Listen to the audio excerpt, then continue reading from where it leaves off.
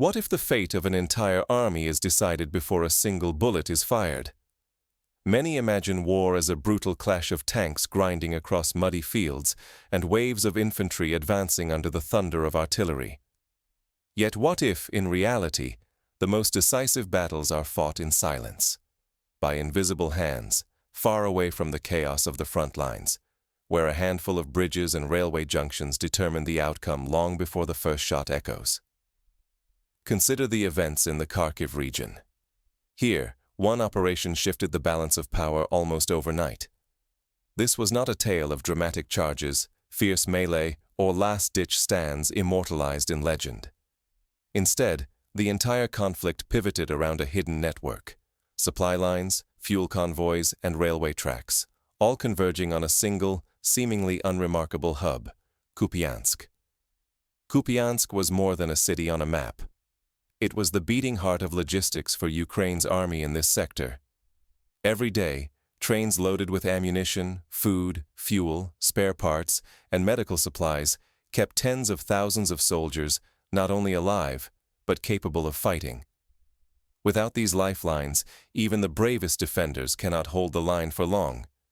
Rather than launching a costly frontal assault and risking enormous casualties, the Russian command focused on the arteries of the defense: bridges, railways, supply depots, and fuel dumps.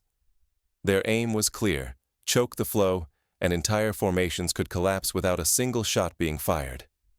Suddenly, the fate of thousands did not depend on courage or weaponry, but on whether the next train or fuel convoy would make it through. This is not a new idea in warfare. History offers many parallels. During the Second World War, the German blitzkrieg often succeeded less by destroying enemy armies directly, and more by severing supply lines and encircling formations that then withered from lack of essentials. In the American Civil War, General Sherman's infamous March to the Sea was aimed at destroying the Confederacy's logistics and morale by burning railways, crops, and warehouses. The lesson is always the same: armies march on their stomachs and their supply lines. If you focus only on the thunder of guns, you risk missing the real story, the one hidden in supply charts, fuel tanks, and shattered bridges. Missing these silent battles means missing the key to victory or defeat in modern war. To understand why Kupiansk became the linchpin of the front, we need to look beyond troop movements and examine the lifelines that fed the entire region. This is where the real contest for control truly began, not just for the land, but for the means to continue fighting at all. What made a modest railway town the linchpin of an entire region's fate?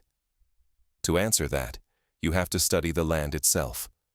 The Oskol River slices through the Kharkiv region, running north to south, creating a formidable natural barrier, one that divides not just geography, but the very fate of the conflict itself.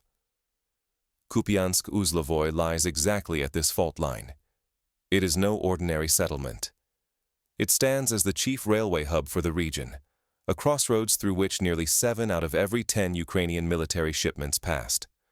Fuel, ammunition, food, spare parts, and the lifeblood of reinforcements for tens of thousands all flowed along these rails, day and night, regardless of weather or season. The scale is overwhelming when seen from above.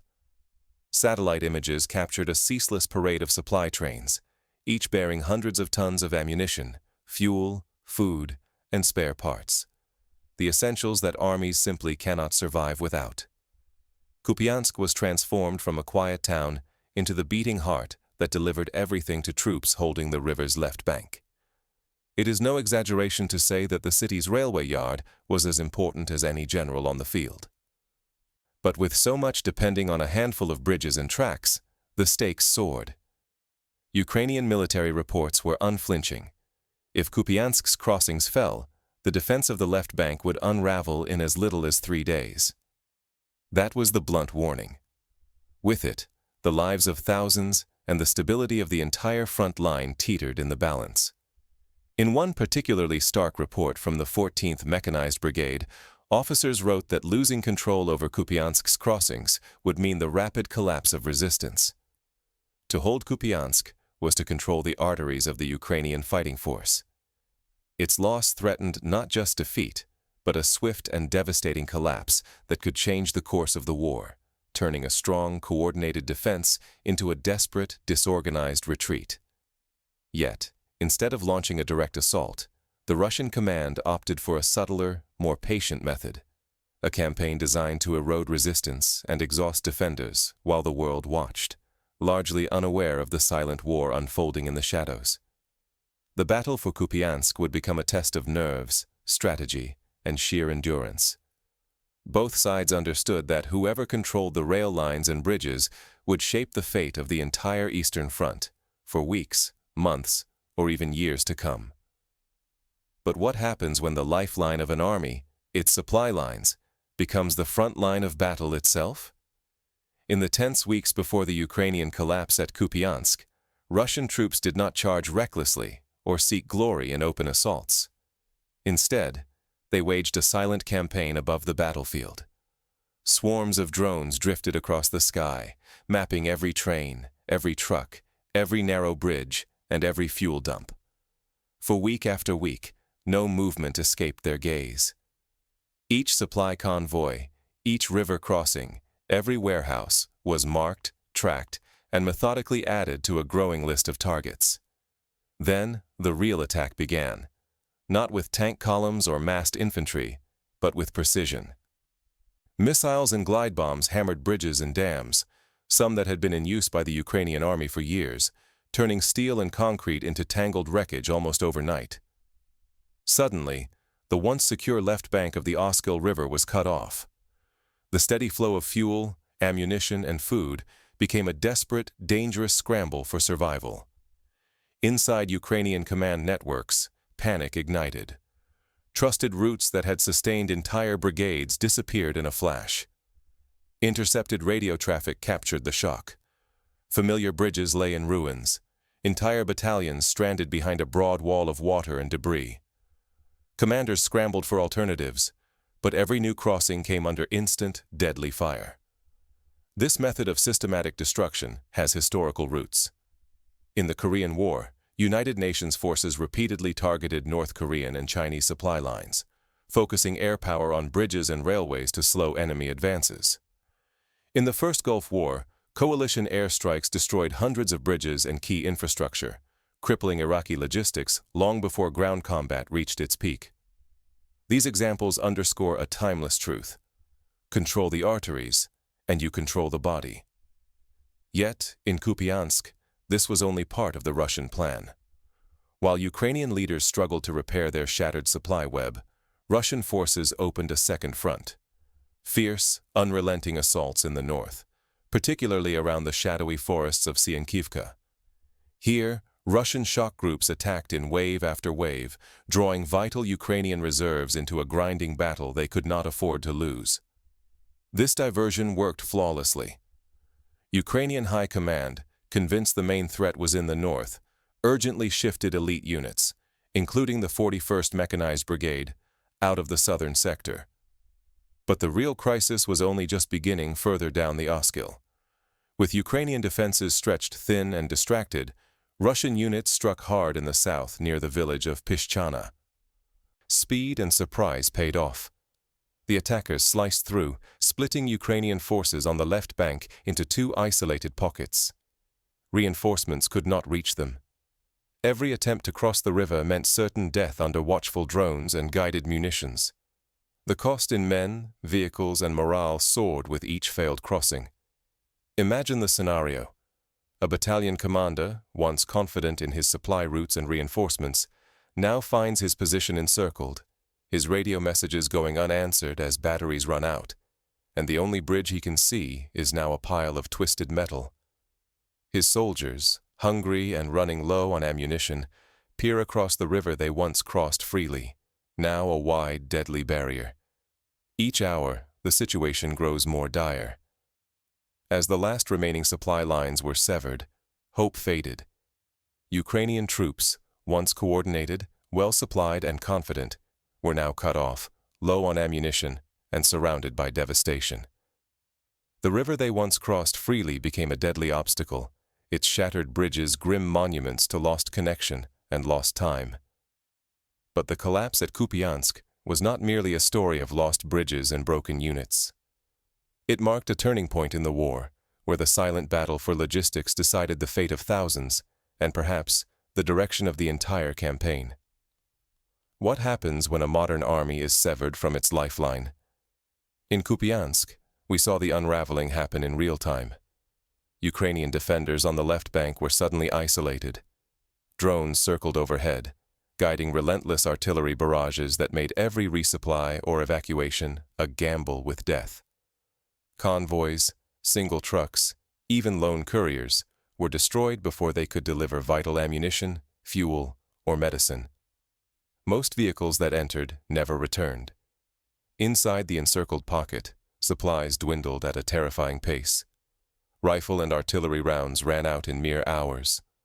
Armored vehicles fell silent, stranded without fuel in the shell-blasted streets. Medics used their last bandages and morphine, turning field hospitals into grim waiting rooms for the wounded. The city itself became a maze of desperation. Basements, once safe from shelling, became improvised last stands. Small groups of soldiers defended ruined buildings and alleys block by block, but Russian forces pressed in, using every shattered wall as cover. Each defensive position could quickly become a deadly trap. The Oskol River, long a natural defense, now became a grave obstacle. Bridges had been destroyed by artillery, their twisted remains swept downstream or left tangled on the banks. Any attempted crossing meant a dash across open water under direct fire, with little hope of escape. For many, the only choices left were to surrender or face death, by gunfire, shrapnel, or the slow agony of cold and hunger. As logistics collapsed, so did morale and organization. Artillery fell silent. The last shells had been fired. Tanks and trucks became useless hulks once their fuel was gone. Radios, cut off as batteries died or lines were severed, offered only static and confusion. Command fell apart, and units disintegrated into isolated pockets, each fighting for survival with dwindling hope. Ultimately, the failure to protect supply lines doomed the defense. Thousands of Ukrainian soldiers were lost, killed, captured, or scattered in disorderly retreats. Dozens of vehicles and vast stores of equipment were abandoned or seized by advancing Russian troops. Kupiansk and the left bank were not lost in a single dramatic clash, but surrendered inch by inch to grinding isolation and exhaustion. It is worth noting that similar collapses have occurred before. In the Second World War, the German Sixth Army at Stalingrad was encircled after their supply routes were cut by Soviet forces. Despite fierce resistance, lack of food, ammunition, and medical supplies made defeat inevitable. In every era, logistics is the silent hand that guides the outcome. This battle was a harsh lesson in modern warfare. Without logistics, courage and firepower are not enough. The fate of Kupiansk offers a warning and a blueprint for future commanders and analysts alike. But what did this collapse really mean for the broader front? And what lessons can military leaders draw from it? To answer that, we must step back and look at the wider map, both literal and metaphorical. What truly determines victory or defeat on the battlefield? It is not just artillery barrages, daring raids, or acts of bravery. Often, it is the cold, invisible math of logistics, the hidden web that delivers fuel, ammunition, and food exactly where and when they are needed most. Kupiansk stands as a striking example. This city was once Ukraine's vital railway hub, the heart that pumped supplies eastward. When Russian forces seized Kupiansk and its railway lines, the entire system flipped. What had been a steady flow of resources to Ukrainian defenders suddenly stopped or reversed, stranding units and starving them of everything essential for survival and resistance. The consequences rippled fast and far. Ukraine lost not only ground, but also precious military equipment, artillery, armored vehicles, and supplies, many destroyed, abandoned, or left unusable in the chaos. Most alarming, thousands of Ukrainian troops found themselves trapped on the wrong side of a shrinking front line, forced to retreat under fire or risk total encirclement. Nature became a force multiplier for the victors. The Oskol River, slicing north to south, now stands as a daunting barrier. Any Ukrainian attempt to push back must now cross this natural obstacle, making every assault slower, riskier, and more costly in both lives and machinery. The river is indifferent to heroism. It simply magnifies the advantage of whoever controls the bridges and supply routes. History is full of such lessons. During the Vietnam War, the Ho Chi Minh Trail became the lifeline of North Vietnamese forces. Despite relentless American bombing, the North's ability to repair and reroute supplies kept their war effort alive. In contrast, when roads and railways were truly cut, as seen in the siege of Leningrad during the Second World War, the suffering and attrition reached unthinkable levels. What lesson does this offer military strategists and keen observers? Logistics are not a supporting act. They are the core of survival and victory. Even the most advanced tanks or bravest soldiers become powerless if their supply lines snap. Overlooking this quiet factor, history shows again and again, invites disaster. So, to truly understand why wars swing one way or another, whether in Ukraine or anywhere else, look past the noise and ask, who holds the keys to supply? Who is quietly working the math that shapes the battlefield? It is these unseen calculations, not just what makes the headlines, that tip the scales of history. But logistics is only one piece of the puzzle. To grasp the full picture, we must also examine how communications and coordination break down when supply lines are cut. Battles are won in warehouses and rail yards, not only in muddy trenches. The struggle for Kupiansk is proof. Headlines may shout about brave assaults or desperate defenses, but the true fight unfolded behind the lines, in the silent arteries of supply, those bridges and rail junctions that keep armies alive. Every day, countless tons of ammunition and food crawled through Kupiansk's railway. When the rails and bridges fell, it no longer mattered how many defenders stood ready. On the Oskol's left bank, warehouses brimmed as enemy forces waited, targeting crossings. The fate of entire brigades was decided not by heroic charges, but by a patient, merciless isolation engineered far from the cameras. The fall of those crossings was no accident.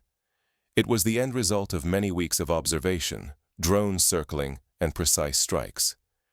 Each destroyed bridge was a wound to the army's lifeblood. As supplies ran thin, panic and uncertainty spread faster than any tank could charge. Miss this hidden story, and every war will appear chaotic and senseless. You will read about retreats and think only of bravery or fear, never guessing how often the real war is a chess match of fuel convoys, train schedules, and bridges shattered in the night. So when you hear news of a new offensive, ask yourself, whose supply lines are about to snap? In today's wars, the side that masters logistics, who can move, feed, and resupply faster and farther, decides the outcome before a single shot is ever fired. The lessons of Kupiansk echo far beyond one city or one war. Modern commanders and analysts must remember, the first shots of any conflict are fired not from rifles, but from spreadsheets, rail yards, and supply depots. The wisest militaries will invest in redundancy, rapid repair, and the ability to sustain their forces under attack. For every general on the front line, there must be a dozen planners, engineers, and logisticians working out of sight, but not out of mind. For the ordinary observer, it is easy to be swept up by headlines about famous battles, daring raids, or unexpected breakthroughs. But true understanding comes from reading between the lines, following the trails of fuel trucks, counting the trains crossing the rivers, and watching which bridges remain standing when the smoke clears. Only then can we see the full, elegant, and sometimes brutal logic that determines who wins and who loses. In the end, the fate of Kupiansk is a story not just of loss and collapse, but of a fundamental truth. In war, the most important battles are often the ones you never see. So next time you watch the news or read a history book, look for the hidden hand behind every retreat and every advance. Ask, who fed the army? Who fueled the tanks? Who repaired the bridge in the night? The answers may not make headlines, but they quietly write the fate of nations.